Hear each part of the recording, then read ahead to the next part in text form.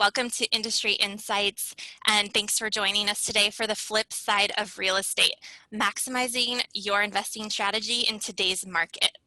First and foremost, we know your time is valuable, and I can assure you that no matter what role you play in the real estate world right now, this will be time well spent. And it is my pleasure now to introduce you to today's special guests, your panel of real estate investors. So first up, I am going to be introducing you to the owner of Yonker Construction. Welcome to Daniel Yonker. Born and raised in Seattle, Washington, Dan holds his real estate license in both Washington and Arizona. His investment journey has evolved over time. So he actually first began purchasing rental properties in the Phoenix area in 2011. Excuse me. And then he began flipping houses in 2014. Then in 2016, he got his general contractor's license in Phoenix and has been building new construction spec homes ever since. And his focus now is on luxury build-to-suit new construction and investment opportunities for investors to do luxury spec joint venture projects. To date, Dan has done 47 flips, 23 purchase and rehab rental properties, and 17 new construction spec homes completed. He has 10 new construction spec homes in the moment that are at various stages of the process. Fun fact about Dan, he has a 22-year-old attending ASU, his son earning a construction management degree, and his fiance who also does the interior design for his new builds, and him just had a new baby boy in May of this year. So welcome, Dan. Thank you very much. Pleasure to be here. Awesome. Next up, we have our team at DCLA. I am very pleased to welcome Dennis, Michael, and Anil, otherwise known as DCLA. It looks like we're having a little audio issue. Hold on one moment. I apologize.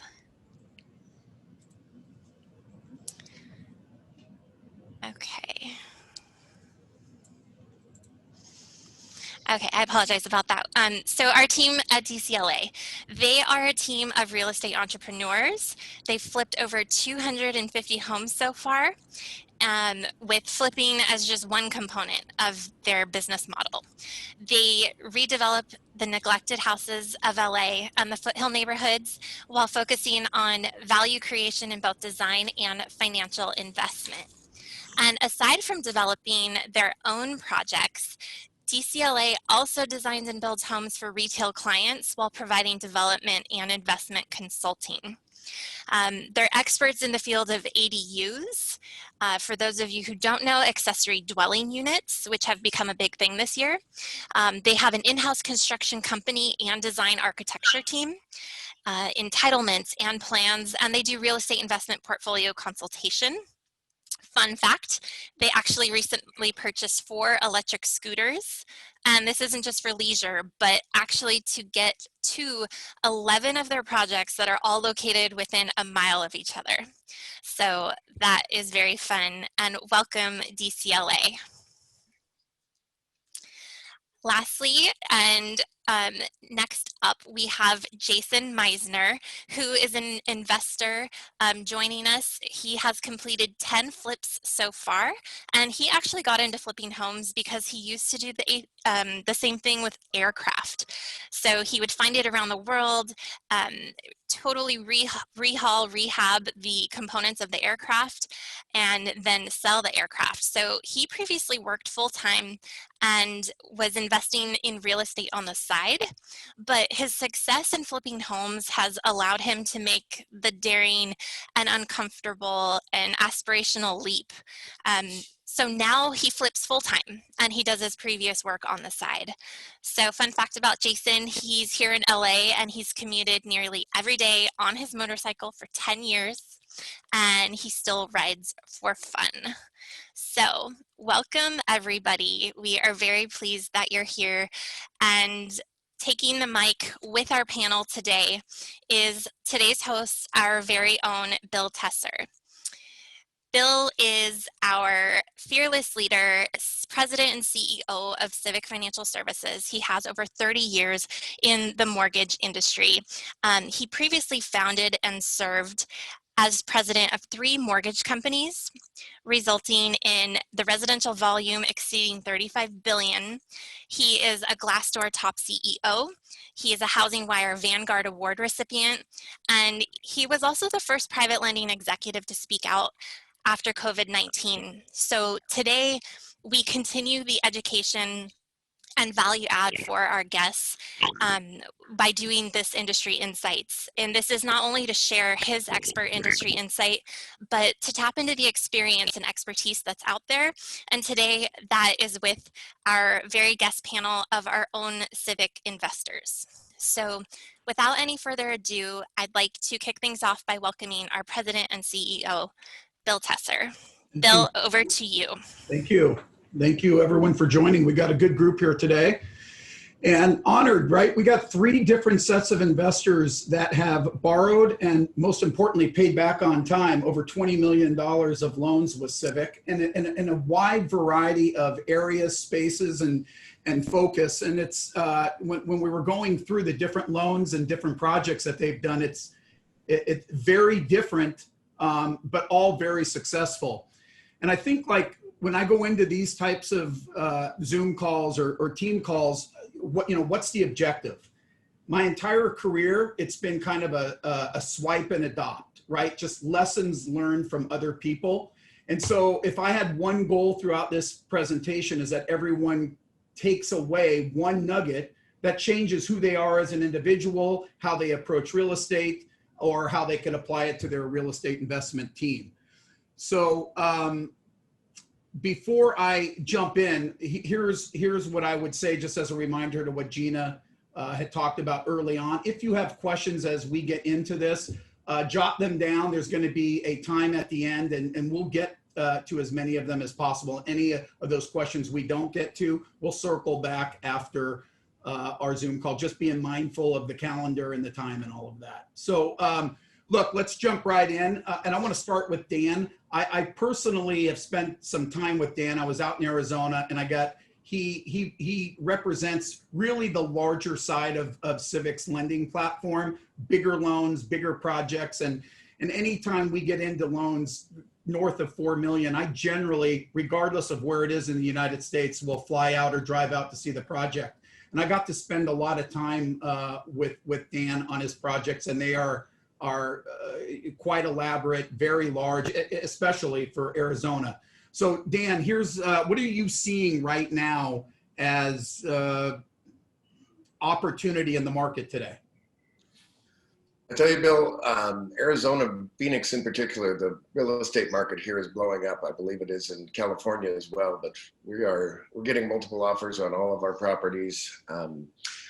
Anything under $1.5 million right now is just flying off the market. It's very difficult to find new projects, and we're just really struggling to find new projects to find. But once you get them, boy, they're going quick, and they're usually selling by the time we have them framed. Pitfalls right now, Dan? Any? Biggest pitfalls I'm running into is the cost of materials is going up extremely fast. A lot of things are back ordered. COVID has caused a lot of businesses not to be able to produce their materials and the products that we purchase and put in the homes as quickly as they used to. And so we find that we get back ordered on a lot of things, and the price of them have gone up since we originally estimated to build the house. Building new construction is about 1.5 year project. And so when you go into it and your products and your materials are raising in price the whole time, it can be a real pitfall that you didn't estimate enough money to build the house when you started. Yeah, especially for ground up, right? That's all we do. So particularly the cost of lumber has gone up 25% since all the wildfires on the West Coast have been occurring. And that's just one item in 1,000 pieces that go into building a new house. So, you heard Jason's bio, and what I found interesting about Jason being effectively a plane broker, one of his comments when we were going back and forth was the predictability of price. Is that right, Jason? Like, you could predict a couple years in advance what these airplanes would trade for, correct? You got to unmute because you sound way better. It's to your left. Right. Gina, you help out Jason. I'm going to go. There you go.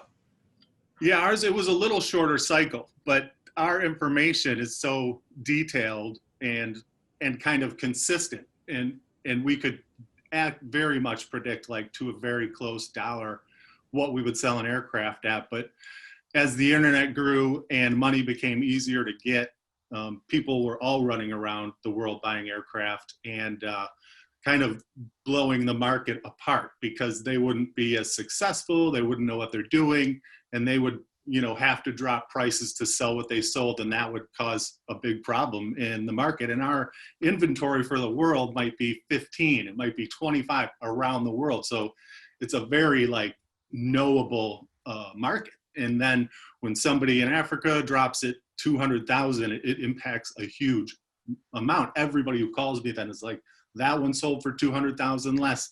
And so with real estate here in LA, it just started doing great after 2007 and 8, started to grow and grow. We jumped in at like 2014.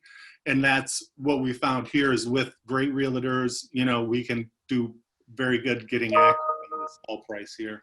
And it is multiple. You've applied that airplane discipline to real estate as far as being precise on your in and out?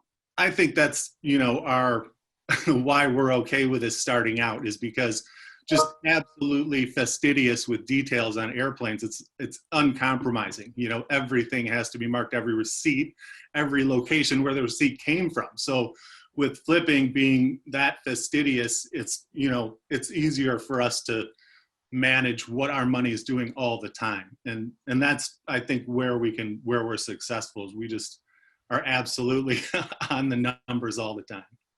Thank you for that. The thing about the DCLA team that probably touches my heart more than really any other investment group we've worked with is that they're all about not just fixing and flipping, they're about making change in their own neighborhoods. Like this is a group of guys, and you see in the beginning when we were talking about putting the panel together, what I had said to Liz and Gina, hey, they're a team of 4. I say, okay, have them pick one, right? So it's not confusing. And the more I learned about the group, the more I understand why there's a group of 4, because this is a passionate group that's in a communities making a difference, not just with beautifying the homes, but of course the economics have to work. So Mike, why don't you talk a little bit about how that approach started you guys out and how that's working in today's market? Yeah, we definitely are very local in the communities here in Los Angeles. In fact, some of the communities that we grew up in, and we wanted to come back to some of these neighborhoods and really take some of the old 100-year-old Craftsman and Spanish homes and revitalize them and modernize them for today's families. And we saw that as an opportunity in 2008. And, you know, again, one of our niches being seeing the invisible in 2008, when many people didn't see what was happening, we saw that there would be an opportunity. Similar in 2012, we also saw that there was going to be an opportunity in adding square footage in some of these neighborhoods, turning a 2-1 into a 3-2, 1,500 square feet, where formerly we can add for about 100 square feet. You know, I don't know if you remember those days, Daniel, but you know, now it's slightly different, but we can sell for 600, padding our margins at that time. And moving forward to today, 2017 and 2020, as you mentioned earlier, ADU has been a tremendous play. You know, we saw that ordinance for the state of California coming. We saw that that would be huge for us as investors and fix and flippers here in Los Angeles, where we can effectively add a second unit in a residential zone community. So always looking for the opportunities in the neighborhoods that we grew up in. So Dan talked a little bit about pitfalls of lumber cost and some unpredictability of expenses associated with the ground up. Are you finding any of that on the rehab side? Oh, absolutely. You know, as mentioned earlier, you know, we look at it from A to Z. We're seeing it starting from the planning side and submitting plans into the city. And some of the cities that we work in, you know, those turn times from submitting plans to getting approval have doubled. So we're dealing with that and all the time and just bandwidth taking up and making sure that we get to the finish line as quickly as possible. But in addition, like you mentioned, you know, we are really looking at a lot of our material costs going up, lumber absolutely being one of them. I mean, we're seeing 70% increases in lumber over the past 7 or 8 months in our markets. And in addition to that, you know, lead times when it comes to material and ordering, let's say a faucet, when, you know, we can order it from Amazon, it took a couple of days. Now it's taking, you know, a couple of weeks in some instances. So just pre-planning for all of that and really pivoting as these issues come about. So in a normalized market, to me, that would mean thinning margins. And I'm going to ask all three of you. So I'll start with Dan, but then think about it, DCLA and Jason. Are these increased costs thinning margins, or are you finding that the number of offers or the, and we'll talk about it in a bit, the low inventory is just, it's just adding to the price? And I'll start with you, Daniel. That's been the saving grace of the all the materials going up in prices. We have seen a increase in price in the Phoenix areas as well. So during that year and a half, and when I say year and a half, about 6 months of that is generally the planning and permitting stage, with about a year to build it. But definitely in that year and a half from when we start the project to when we sell it, we see the prices going up 10, 15, 20% from what we had originally predicted the house would sell for to what it actually sold for. And that helps with the additional cost in materials. The other thing we've done is we've gone out and put containers on our job sites, and we do our best to buy our materials as early in the process as we can and hold on to them so that we can lock in the price, the lower price, because we know they've been going up, and that's been beneficial as well. So really buying more in bulk? Not so much in bulk, but buying it at the time as early in the process as possible. So as soon as we've got a design for the house, we'll start buying the lighting for the house. We'll start buying the mirrors. We'll start buying the flooring and the tile. 2 reasons: it's going prices, and also it gets discontinued or back ordered and you can't get it when you need it. So it's an expense that you're putting out earlier that you wouldn't normally put out, but you're saving a bunch of money and frustration by having it when you need it and getting it closer to the price you had predicted when you originally set up the deal. Okay. Jason, you? Not so much impacting the price for us, or it's not bringing them down. We actually took less of a margin on the most recent one just to get back in. Here we're seeing so much competition from homeowners who are, with the low interest rates, I guess, able to do their own rehabs. And they're hiring probably companies like DCLA, and our realtor also, does design, and then they'll do it on their own. And I think some of these very big realtors around here are offering that with homes, over 1.5 and stuff like that. They're just saying, let's get it. If it's a great location, we'll do the remodel in 6 months, and then you have your ideal house. And we're seeing that even on the normal end, where people are doing it themselves. And it's so competitive now for me to find something to rehab. I mean, it's worse than it was when it was great for us all because the homeowners are here in Altadena and Pasadena now, coming from the west side, trying to get homes even in, that need to be remodeled. I have a good friend on this call, Daniel Arias, who we've worked together many years, from the Pasadena area. And Daniel, hopefully you don't mind me sharing this, but he put one of his properties on just kind of feeling like it was the right time. And I think he got like a half a dozen to a dozen competing offers, ended up getting 11% more than you thought. You could nod, Daniel. Are you off mute, Dan? Yeah. Yeah. Is that right, Pasadena boy? Yeah, good morning, everybody. Yeah, I was just seeing, I'm on the residential mortgage side, and I was seeing what was going on around me, and I had a little property that I was Airbnb-ing, getting a great rate of return, but, was testing the market to see if I can get my my walk out the door price, and ended up getting, about $170,000 over what my walk out the door price was. Daniel's buying lunch. If any of you guys want to hang on afterwards, you never ever talk about how much more money you make unless you're ready to buy about 125 people lunch, Daniel. Happy to do so. Happy to do so. Thank you. And then what of DCLA? What about you guys? Are you seeing margins thin, or is that reflecting in a little bit higher price? I'll lob this up to our acquisitions team, the deal hunter, Dennis over here, and Anil. But I'll chime in really quickly on what Daniel had mentioned earlier is, it's all about pre-planning when it comes to the materials. I mean, we get our design team on day one. speed up the creative process, get our design, get our materials chosen ahead of time, and then order as fast as possible. So that's what we've been doing lately.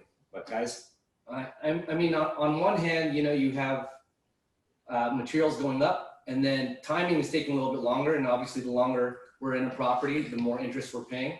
But we've been blessed to put out a quality product. And since COVID and the lack of homes that have been on the market, we've been getting a ton of offers on our properties as they list. So I would say that having a quality product and being in a market where quality is definitely appreciated, we haven't really seen too many thinning margins. But that is the battling factor, is the timing and the cost of materials going up constantly. So, but otherwise, I mean, our market is very, very fluid, you know, and we've been very, very blessed to hold the line on the type of product we put out and pay very close attention to the area where there aren't a lot of people who are doing similar things to what we're doing. So, you know, one common thread everyone that joined us today should figure out pretty quickly is not just this three groups of investors, but most of the ones that are successful from our optics are ones that focus on areas that they're super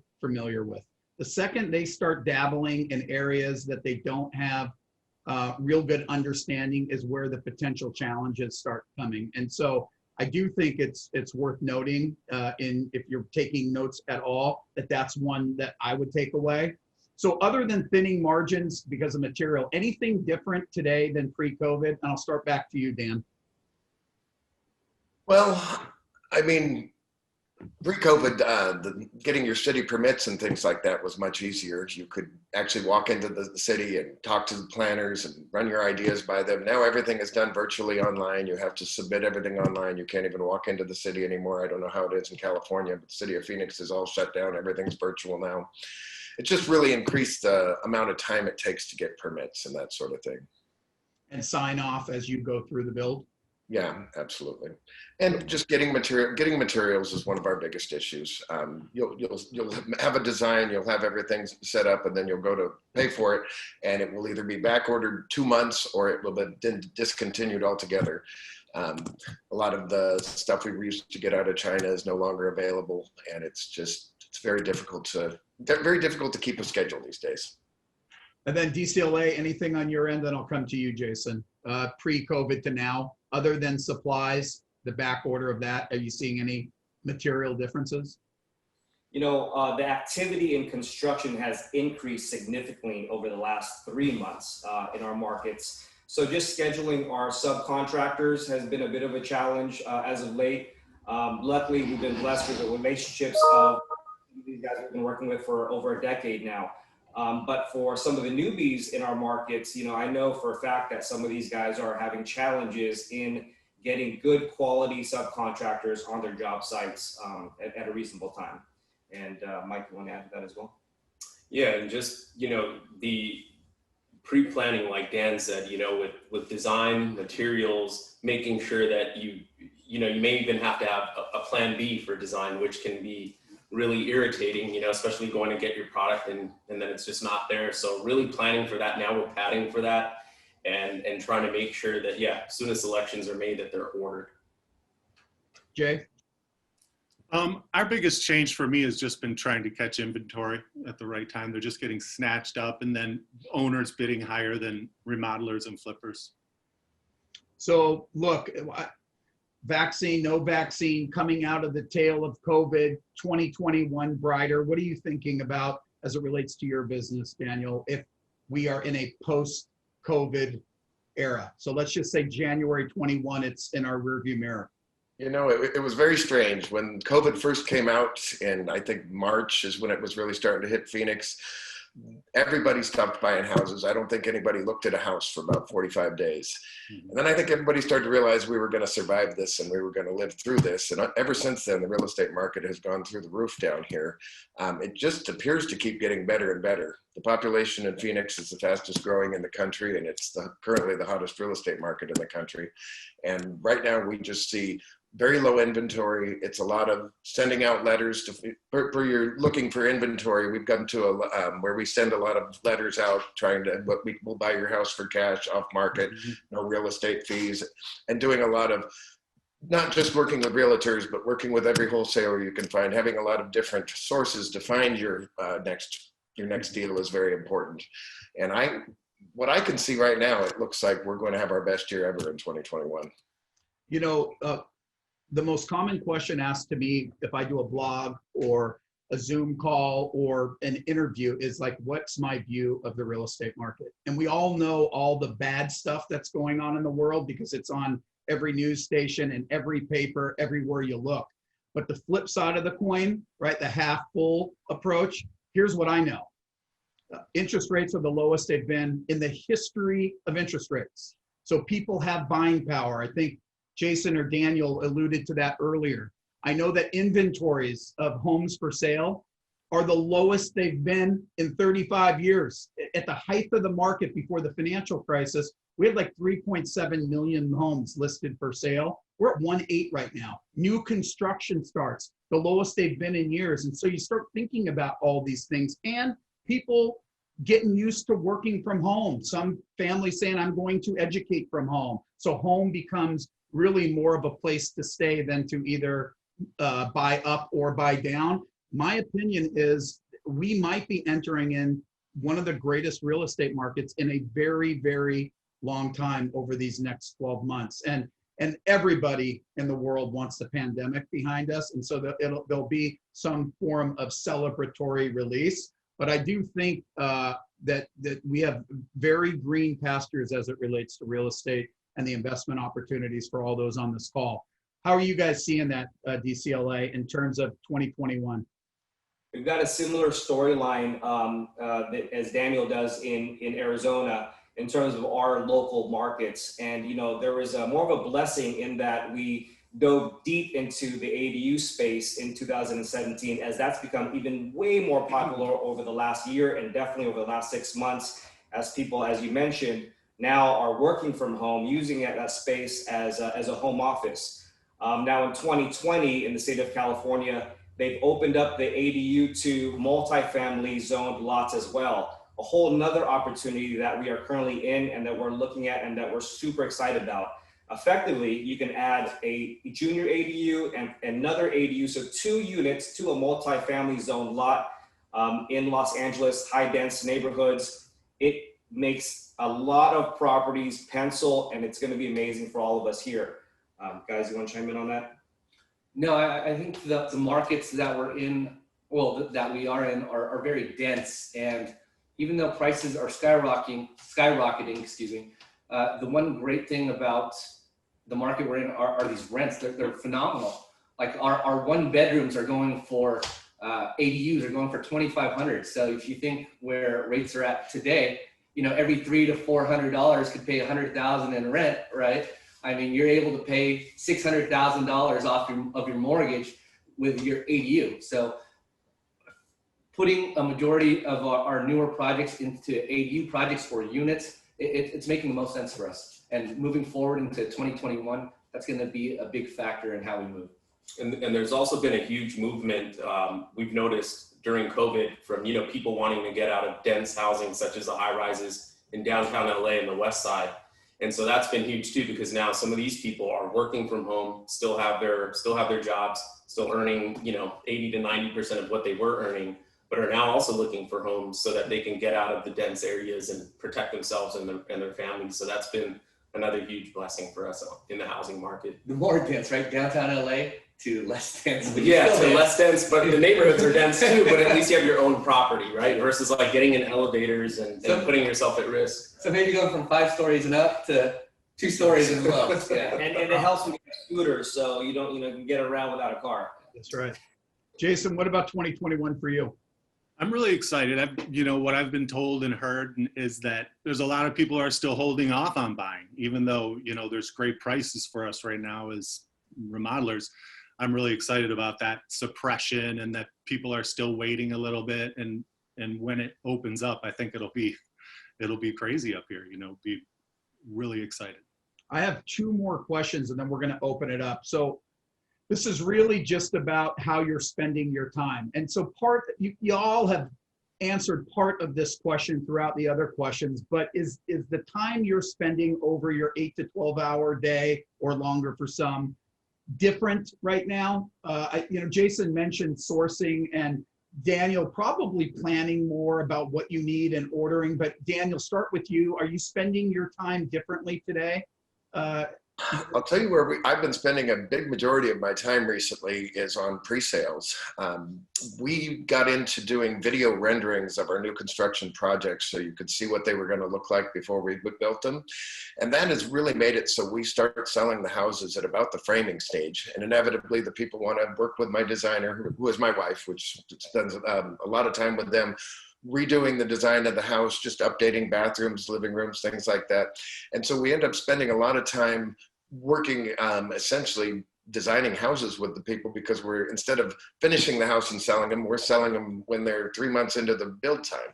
And so we're spending a lot of time just customizing homes and making them what our clients want them to be. Daniel, we talk about swipe and adopt. When I came back from Arizona after spending that day with you, one of the things I went directly to Liz, who had a graphic design. I said, this guy being Daniel Yonker, is onto something. The video renderings of what his home will look like at the early stages of his build, I'd never seen it done quite the way Daniel has done it. And the way he markets his past projects throughout his home on big screens, so you can see the quality of his work in recent projects and the address, so you can go check it out yourself, was really marketing genius. I mean, it really was, Johnny. I've seen a lot of different ways to cut through that minutia, but I've never really seen anybody create that visualization so early, which I think you talked about has helped the whole time, I can right? tell you, it's been a huge success for my company. We went from having 4 and 5 houses on the market last year to having 0 houses on the market. I've about quadrupled my price point. I've gone from $1 million homes to $5 and $6 million homes, and our homes are selling before they hit the market. I don't have any more. I've got 10 projects going right now. I don't have any of them on the market. Everything is either in contract or under construction. We have 0-day market, or 0 days on the market anymore. Everything's selling before we even get it there. Most of them are selling at the framing stage right now. Yeah, really tip my hat. Really high-end expensive homes. These are not the beginner homes. These are definitely your final home, your end of days home. Yeah. Kudos to you. Jason, what about you? Where are you spending most of your time right now? Searching for property. Yeah. Managing the contract is pretty stable, but looking for property, I'm just calling and looking and watching all the time up here. We're pretty tight on our zip codes, just out of concern and success. So I really have a tight zone that I have to search for and find things in. I think that's really important. Actually, we do the same thing. I think if you can specialize in 1 or 2 neighborhoods, you're going to be the go-to guy in those neighborhoods, and that's really helpful for your business as well. So Daniel Arias, when one of your 8,000 realtors that does business with you has a property that they're looking to turn, you call Jason and you guys can work together. DCLA, how are you spending your time? We're blessed to have an amazing team. So we are spending our time in every aspect of our business. And, we've always said that, especially during these times, like, you have to focus on acquisitions. You have to focus on raising capital. You have to focus on the planning and entitlements and the construction, and then obviously the selling of the homes. So we all individually focus on different aspects of our business. For me specifically, I'm focused on scaling. Our retail side of our design build business has been growing significantly over the past year. And so we're scaling and adding to our team members, and then obviously looking to do things more efficiently. Guys, you want to chime in on that? How many team members do you have right now under the DCLA umbrella? We have 12. I think another big thing during this time period is, with COVID, it was also a blessing for our business in a way that, just like what Daniel said earlier, the first 60 days, 90 days actually for us were really challenging. Some of our other lenders, they stopped giving construction loans. We got to realize who was performing, who were our friends, and who was not, who was dropping the ball. And it exposed the holes in our business. And during that time, we focused a lot on rebuilding our foundation and making sure we're plugging in the holes. So, you know, as things are starting to move along again, almost sprinting for us, we're even more efficient today than we were, you know, over 6 months ago.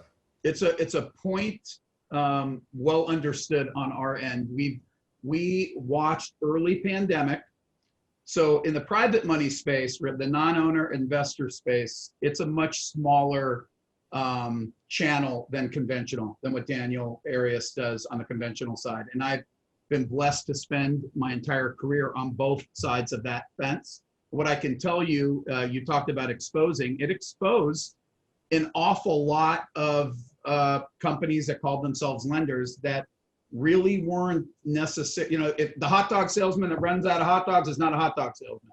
You're a money lender and you run out of money, you're not a lender. And I think we watched an awful lot of people that titled themselves as lenders no longer lend because there was a blip in their radar and values weren't quite what they thought they were when they tried to sell those loans, and it created chaos. And I do think, like the whole partnership thing, it's partnering with a conventional lender, it's partnering with a good exit strategy on a real estate agent, it's having a private money lender, it's having a good escrow and title company, it's having someone source properties. You can't do this without strong partnership. So it's a point well taken, and I do appreciate you guys bringing that up. So if each one of you, I'm starting with you, Daniel, if you were to share one thing today that you'd either like to promote, a lesson learned, a takeaway, what would that be? Thing I would like to promote for our business is our build-to-suit product. So what we've gone is doing less spec projects and doing more actually having people. We built a brand here in Phoenix, and now the people are looking out for us to build their luxury homes for them. And that's something it's really nice because we don't have to depend on the market and financing and getting loans and finding investors. You're just going out and building people's dream homes. And that's kind of the direction our company is moving. Daniel, easy on depending on loans. We need you. Mute Daniel. As you know, I still have a ton of them. Jason, what about you? I think, you know, as a really small company, you know, doing this, I think kind of what DCLA is saying is just really trusted experts and our team. You know, the people I go to for real estate advice and our contractor and everything, I really trust their opinion, and I'll, you know, work it all out for myself and then take it to them, substantiate and have faith. You know, I really have to have faith in these people who aren't under me or in my company. And I think that's a really big part. You have to get there or it'll just be a nightmare, you know, and working with good people. Like, he doesn't just know the price. He knows how to be a good businessman, and he's successful on his own. You know, you really need people you can put your faith in when you're just, you know, a small group of people. And you can see that with DCLA, that they have built a team that they have faith in, and that gives them the power to do great work and to move forward. And I see that in the same way as a really small company. As long as you can put together people you trust, things work well. DCLA. Just continue to build your relationships and resources. You know, I mean, chances are there's going to be another pandemic of sorts, right? This is the first in a sense, but we're always dealing with something. So it's going to be key during those times to, you know, have really strong relationships with people that share the same values with you and that you can trust to perform. And so, you know, that applies to, you know, partners, your team, your lenders, especially. Like Dennis said, we learned a valuable lesson during the pandemic of the guys that are going to ride with us, like Civic, and, you know, the others that fell behind and their ship sailed. So that's key, and just communication. And the value that you mentioned, Bill, earlier, you know, we share the same value. We stood on the shoulders of giants early on in our career, and we learned from the best. And so if there's only one thing that we can promote is, if there's anyone on this call that needs any help with anything, reach out to us. Use us as a resource as well. As we have the whole team here in-house, we hopefully can lead you to the right direction, answer the question for you, or just send you over to Bill. So he has the answers, I'm sure, for the rest of it. Thank you for that. Gina, in the spirit of, I know that we had a bunch of questions last time I don't know if we have any at this time, but I wanted to give us enough time to open up Q&A as we hit the 45-minute mark here. Do you have any, or does anybody have any questions that they would like to address through Gina? I do have some. Go. So one of them that came in is actually from Daniel Arias. He is asking, is there ever a time where you switch strategies from buy and flip to buy and hold? And if so, what are the factors that would influence that decision? So I want everyone, I know that the three of you have different strategies, but I do think that's a great question. And I would like to get the different perspectives. So Daniel, I mean, you're ground up, and I think I know your answer, but you should tell the rest of us, has that strategy ever changed for you? Well, I can tell you, I've been doing this since 2004. And when the market crashed back in the 2006, 2007, 2008, we switched gears and we went into doing multifamily. When the market goes down and rents generally stay pretty similar to what they were. So when you can buy properties really cheap and it's hard to sell and nothing is selling and market and prices are going down, that's usually a good time to get into the rental market and take advantage of the prices being low. You'll get good cash flow on your properties because rents, as I say, usually stay pretty stable even through the downturns in price. And a lot of people are losing their homes, so the rental market stays strong. And that was a good opportunity for us to be able to buy properties that within 4 or 5 years went up, doubled in value. So that was really how we got into flipping houses, was starting out as rentals, and as the market got up, the rental market wasn't as good anymore because you weren't getting the return on investment, but then flips became a good product for us. So I want to make a point on what Dan said and then tell a story. I'll get to DCLA and Jason on the same question. Daniel's not being totally honest with you. His fiance loved one of the houses he built so much that she put a lot of pressure on him to move into that house. So that was not quite the whole regular strategy. There was a little emotion in that. He left that story out. But so listen, if you all don't know on this call, Civic is connected to one of the largest purchasers and rehab and flipping companies in the nation. They have done that 50,000 times. They buy about 3,000 to 4,000 houses a year. And Daniel, answering your question, they do not ever hold properties. They will cut their losses immediately in a swinging market, rates, values, recession, appreciate, whatever it is, they will cut their losses and live to play another day. I question that. They have a very large capital base. Why wouldn't they approach that same strategy that Daniel just talked about? But they just don't have unlimited amount of capital, and their business is to, provide beautification to homes and not own. But DCLA, what about you? Strategy ever changed? It hasn't changed, but with the ADU play, it's made quite a few properties over the last couple of years pencil in terms of buy and hold.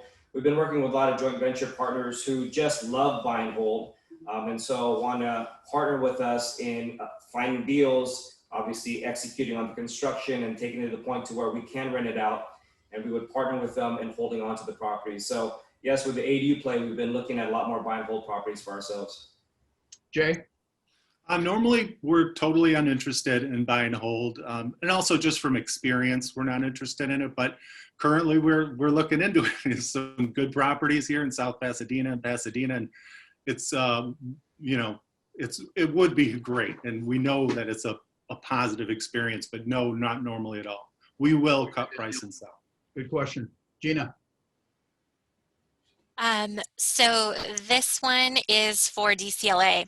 When it comes to flipping at scale, as your team does, what can you share regarding best practices?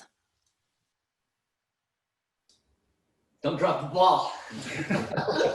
I mean,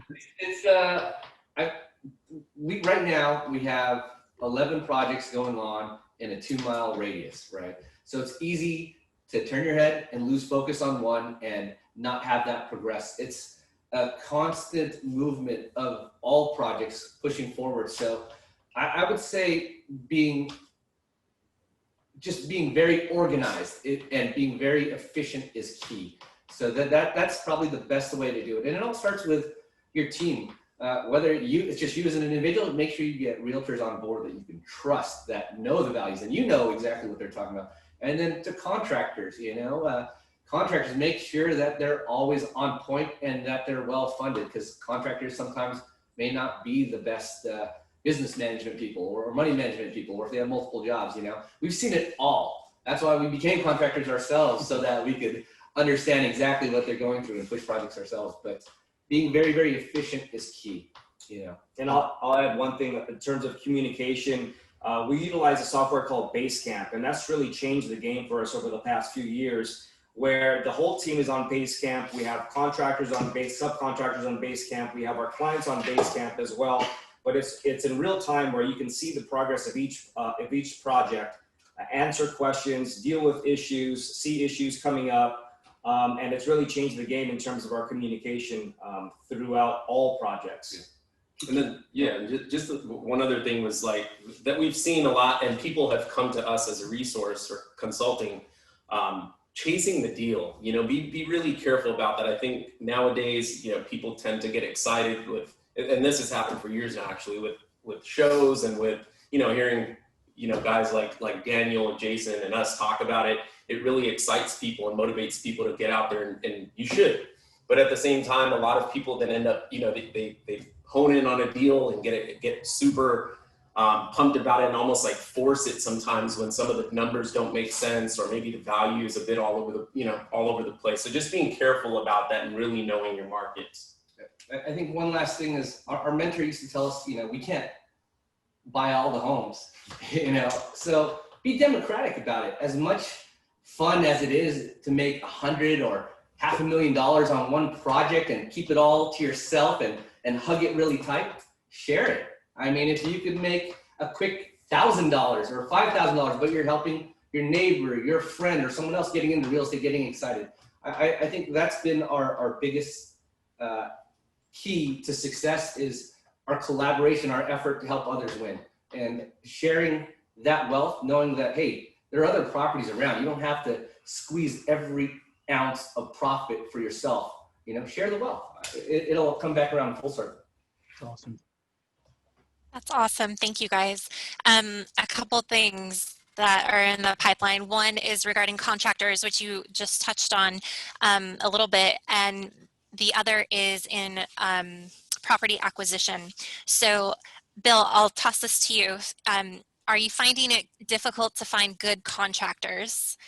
And then when you're looking for acquisitions, obviously it's tough, but what are you looking for when you're acquiring a property?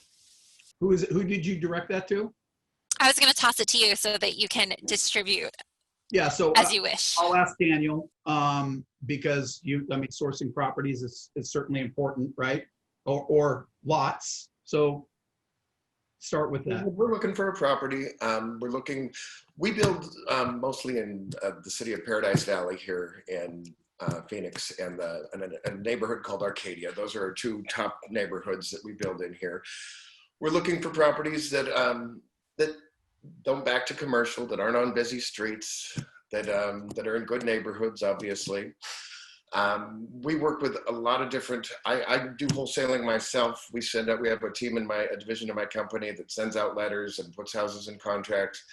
We work with a lot of different wholesalers in town. We work with, I've got about 5 realtors on my team that we're constantly looking for different products. So it's, and we're oftentimes got specific clients in mind when we're looking for the different properties as well. So it's just, I think the big thing is making sure you have lots of different sources to find your properties. Gina? Okay, and what about when you're working with contractors? Dan, I know you acquired your contractor's license. Yeah, we're a little bit. Was that for any specific reason? Yeah, it was lots of different reasons. One of them being inevitably when we worked with general contractors. When I was doing flip houses, we were doing 18 homes at a time, and I was having to use 4 or 5 different general contractors, because if you gave one general contractor 18 jobs, inevitably they would mess up and you'd be in a world of hurt. So we did that, and eventually in 2016, we decided to get our own general contracting license. And different than a lot of general contractors, I actually have 50 employees. So we do all of our framing in-house, we do all of our tile, all of our finished carpentry, we're licensed plumbers and licensed electricians. So this allows me to make sure that the quality of my work is good and also control their schedules and make sure they're where I need them to be when I need them to be. And I never have to worry about their financial condition because their financial condition is my financial condition. Okay, so let's talk open houses. We're getting some questions about open houses because obviously in light of COVID, marketing your flip looks different now than it did before. So why don't each of you address what you've been doing to market your properties? Jason, start with you if you don't mind. Are you marketing your properties different with rules and regs around COVID and showings? Yeah, it's very different, one at a time, but it's still competitive here. So, we still get plenty of people lining up to come and see them, and are expecting multiple bids. Yeah, we haven't modified our marketing. We're right up on video tours with the realtor in person, taking people through the house, which was different than just setting up 360s. And we did that immediately, where our realtor was, basically hosting a 5-minute show on the house. And that was really interesting and looked good. But that was our only real change. Dan, you don't get to answer because you sell them before an open house. So DCLA, you get to answer this. Yeah, with not having open houses as much, I think one of the main things we've been focusing on is making sure our realtors are even more informed of everything we've done to the home. Little things that we've enhanced or areas that we focused on, and making sure that the buyer is well aware of that. A couple of other things we've done is done video conferences with potential buyers as well to kind of explain and walk through the homes, and just really show them the entire process from beginning to end. Yeah, I think when you share that passion that you have in that rehab process, they get to rather than just seeing new knobs or new cabinets or new flooring, they get to appreciate the thought process that you went through and that whole making a house a home approach. And I do think that lends to better connectivity with a potential buyer. At least that's been my experience. We have a question for Dan, being that you've grown and evolved from flipping to the place that you're in today, doing something completely different. So can you, in short, share what your strategy was and any advice for other flippers who are looking to do the same and expand? I think, again, my biggest issue when I started flipping homes was the contractors underneath me and finding good quality people to work with. And it was just a natural evolution for us. I felt like I was more involved than the actual general contractor. I was out at the job site every day. I was walking through, and I got to know all of their employees. And a lot of the employees that used to work for those contractors now work for me, because I was more concerned about the jobs, and I was there every day, and I was more organized. And it just became, flipping houses in a large part is the process of building a house and beautifying a house. And the more involved you are in it, the more naturally you kind of become a contractor. And that's what we became.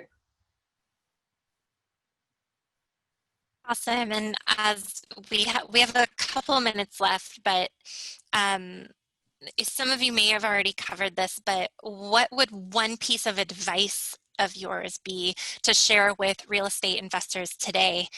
Jason, let's start with you. Definitely your team of people that you trust, everybody that you trust. You can't really hang with anybody that you don't feel faithful to, or if they're not faithful to you, you just have to move on. And, especially with the contractors, and it does get a little tough when you really like somebody and you want to test out, another person or see what else is out there. But yeah, I really think it's the most important thing to work with people that you trust and to move on from people that you don't. Don't stick with somebody you're starting to question. You just can't, it's too much at stake. Awesome. Dan? I absolutely agree. Your team is the most important thing you have and the people you work with. And it's the definition of insanity to do the same thing over and over and expect different results. And when you're working with a contractor who's not doing what he's supposed to be doing, expecting for that to change is a good way to fail. DCLA. We'll add to that. It's relationships. For us, it's relationships that got us here today. It's relationships that helped us move along through this pandemic, and it's relationships that will carry us through. You know, again, going back to, standing on the shoulders of the giants. We learn from the best, and we have people that we can call if there's any issues that we have in our business that we've never dealt with before, and we hope to do the same thing for others as well. But it's really relationships that that have been huge in our success. Awesome. And one last question before we wrap up. This came in from Rusty. Are you worried about the potential effects of the high number of mortgage curtailments? I don't know. Whoever wants to speak with. So I'll start on that. Look, I think the market has already taken into account what those look like on the conventional side, right, with the note mods and the forbearance agreements. And I think that's pretty well defined. On the private money side, it was a big nothing burger. Nothing. We had 800 and some odd requests for forbearance, and then the responses just show hardship, which 97% of those requests couldn't do. But they saw on the news that if you send an email or a quick phone call, you just get it. And so it really went away. We saw it spike up over a 90-day period, and today I don't even think we get one a month.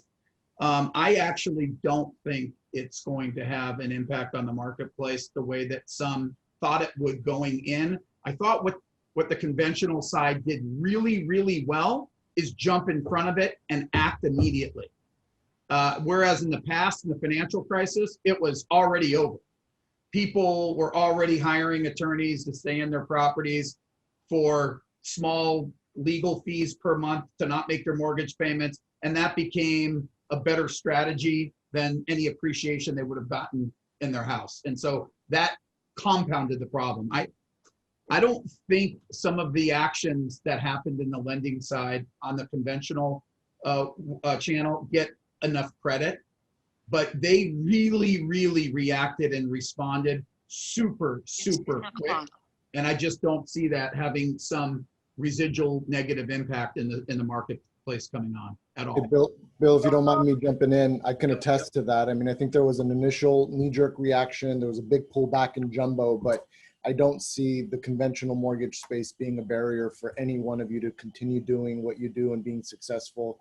I mean, jumbo returned with a bunch of product we actually didn't even have pre-COVID. So conventional mortgage is alive and well, which will provide plenty of liquidity for buyers to buy up all of your flips. Agreed. Yeah, I'm not issues with any sort of financing. I'm jumbo loans, and that's pretty much all of our products are. We're not.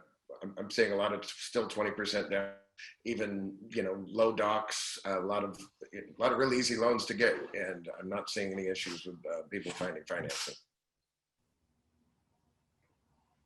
Our buyers, we've always, right now, we're saying, oh, it might take longer, they might have some trouble, but it hasn't happened. The timing has been fine. They've been able to put it through, and there hasn't been any delays with our buyers. Yeah, I think same here too. We're very particular about our markets, and in our market, people are putting down, our buyers are putting down 30% to all cash. So, lending wise, there really is no problem lending, but also, that's why we're moving also into units too. A lot of our current buyers are existing buyers, so they want more products to build their asset portfolio.